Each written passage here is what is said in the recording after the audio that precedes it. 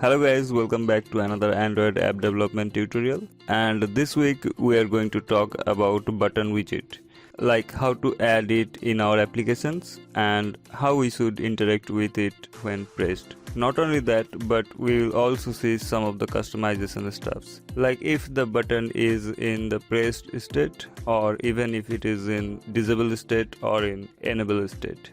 Every single state will have a specific style, such as background color or text color.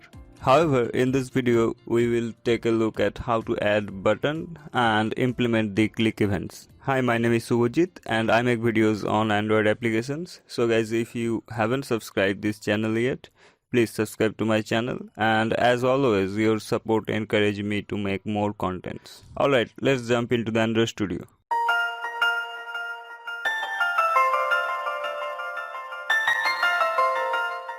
As you can see guys, I have already created a simple Hello World project, and we will start by removing this Hello World text view because we don't need this for now.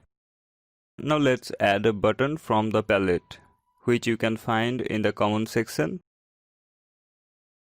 or here is a separate button section where you have different types of buttons which could be added in our projects, but we will use the simpler one. Now to add it to the layout, we can drag and drop over this area. And on the right side, you can find some important properties which are related to our button. Anyway, now let me just show you how you can add buttons from the text editor. So I'm going to remove this button from here, and let's switch over to the text editor. I mean this split one. It lets you edit the XML code, as well as it displays the design of our layout. So first I'm going to change this constraint layout to relative one. Then let's create a body of this root layout so that we can add elements to this layout. Now angle bracket and use the button tag. Then set its layout with wrap content. Then layout height also wrap content. Now add some text.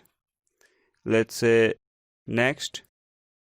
Then / greater than to close the tag. Now to align this to center, we can add an attribute called Android layout center in parent and set its value true. Perfect. Now let's add an ID with it. ID, let's say button next. So we have added a button with an ID button next, right? Now let's add another button very quickly in this root layout. So angle bracket, button, layout with wrap content, height also wrap content, then set a text called previous and close the tag. Now we need to specify an ID. ID button previous. Let's also align the button below the next button. So you can simply use layout below attributes and pass the ID of button next. Then layout center horizontal true. So now we know how to add buttons in the layout. Next thing, we'll be adding click events for both of these buttons. So first I'm going to add onClick attribute inside button next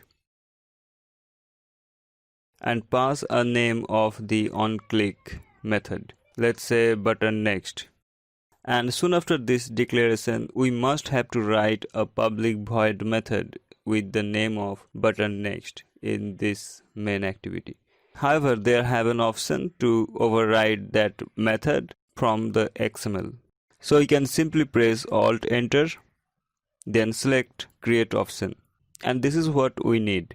So whenever a user taps on the button next, this method will be fired up. And for testing purpose, we can display a toast message. Let's say next button clicked. Now let's test the application.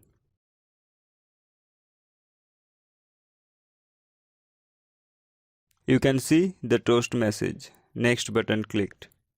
But our second button doesn't working as expected.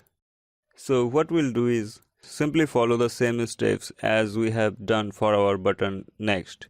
So we'll add onClick attribute and name it to button previous. Then Alt Enter, then select create button previous, and this method will be fired up when our button previous gets pressed. So let's also create a toast message in here, and the message is previous button clicked. Let's test it again.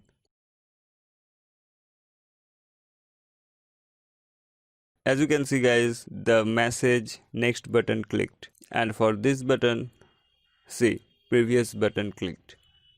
Now I would like to show you another approach to implement the click events. So let's just remove these lines from here. Then go back to the activity main.xml and change the onClick attributes name. Let's say my button. Then Alt Enter, select create option, and here we have our my button method. Let's move on to the activity main.xml again and also change the onClick attributes name for our button previous.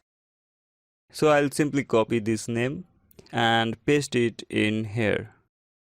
And because we have been given the same name in both of the buttons onClick attribute, our my button method will be called for both whenever they will be pressed. Now let's move on to the main activity.java.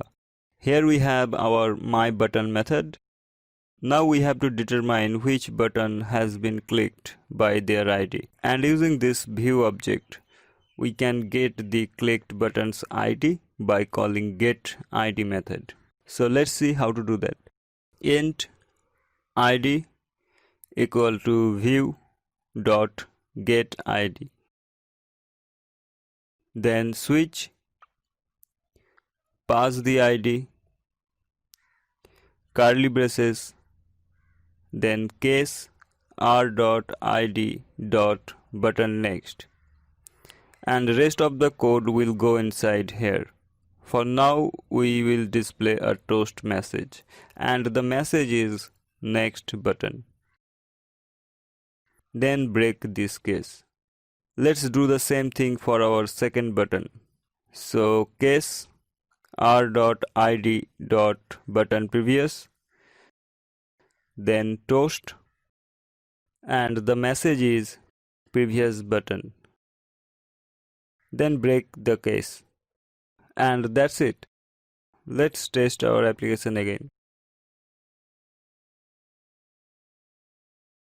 Now press the button next. See toast message coming. Let's click on the previous button. You can see each individual button is responding now.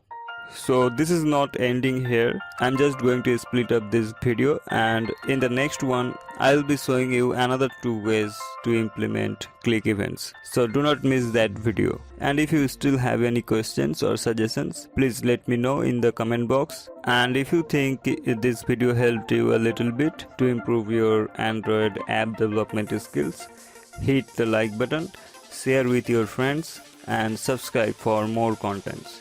That's all for now guys. See you soon in my next upcoming video. Thanks for listening.